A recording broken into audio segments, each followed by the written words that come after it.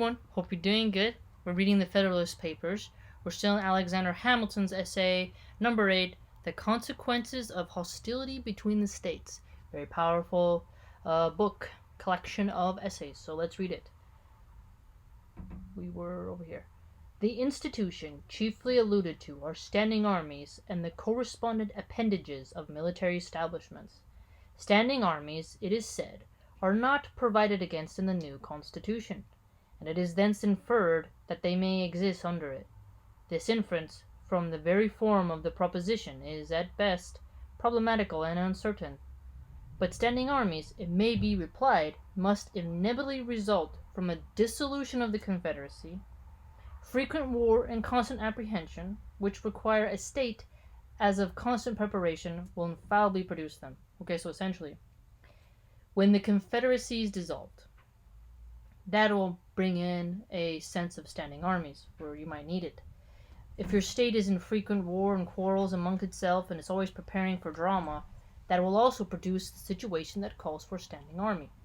Just like right now, you see that now that people want to drag out the riots for any reason now, people are destroying much more than what was intended, or which would actually help them.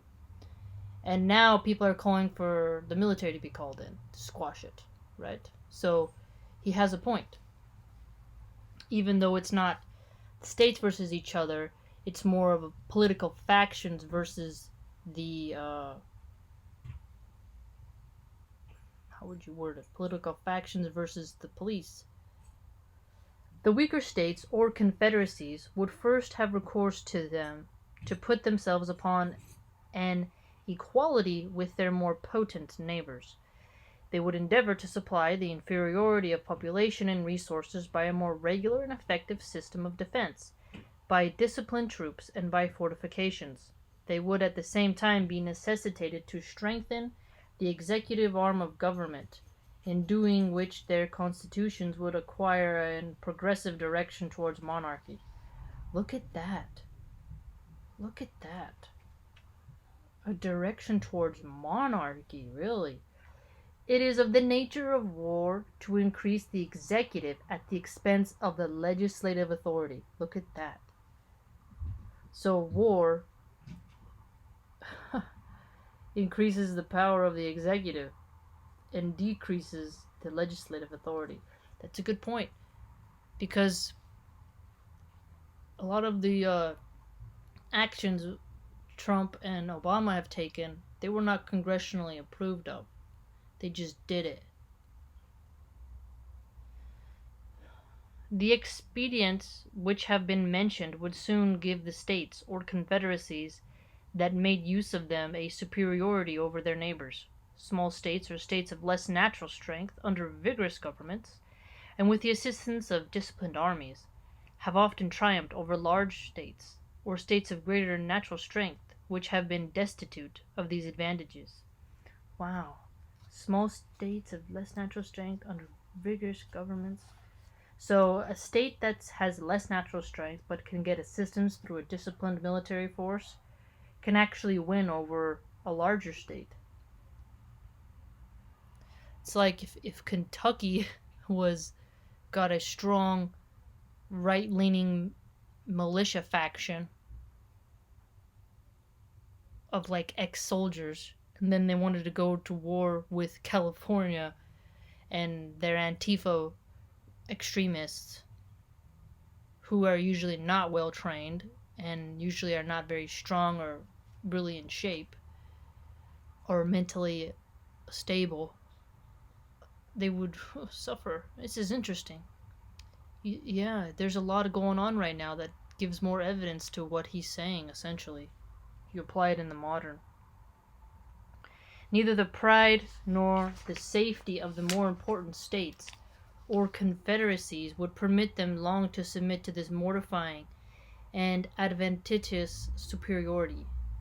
They would quickly resort to means similar to those by which it had been effected, to reinstate themselves on their lost preeminence. Look at that. So he's saying that certain states, they wouldn't really want to suffer all of this lost. They would want to regain their dignity, essentially.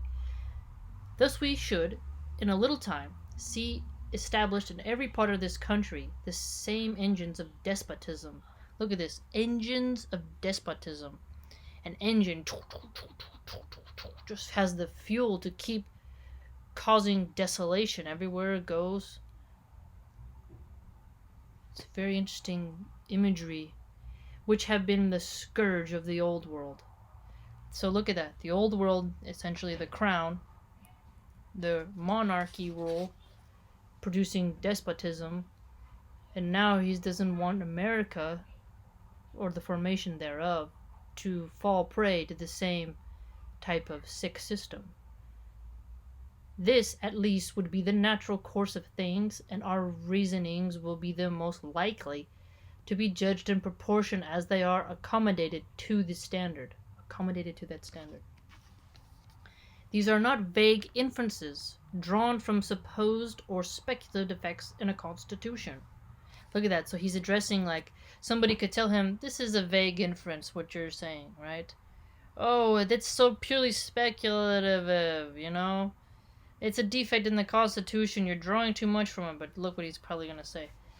The whole power of which is lodged in the hands of a people, or the representatives and delegates, but they are solid conclusions drawn from the natural and necessary progress of human affairs. So he's saying, hey, no, what I'm saying here is drawn from the evidence that's been concluded of history of humans and progress of certain affairs historically, right? Learning from the past. I mean, they are very well read, their personal libraries. It may perhaps be asked by way of objection to this, why did not standing armies spring up out of the contents which so often distracted the ancient republics of Greece? Yes, Greece had the city-states, they had war.